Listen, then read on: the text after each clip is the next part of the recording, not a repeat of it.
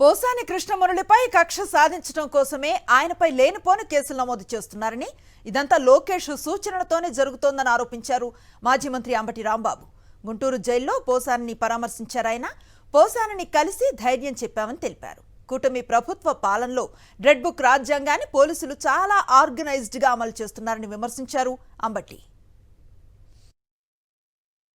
పోసాని కృష్ణమురళి గారు నేను ప్రత్యేకంగా వెళ్లి వారిని కలిసి వారికి ధైర్యం చెప్పడం జరిగింది. అయ్యా, ఎక్కువ కాలం మీరు ఉండరు, ఇంకా బయటకు వచ్చేస్తారు అని చెబితే ఆయన బాధపడుతున్నారు. అన్నా, నన్ను బతకనిస్తారా, నన్ను చంపేస్తారేమోనన్నా, కక్ష కట్టారు ఈ ప్రభుత్వం, మా పిల్లలకి ఏమైనా జరుగుద్దా అని భయపడిపోతున్నారు.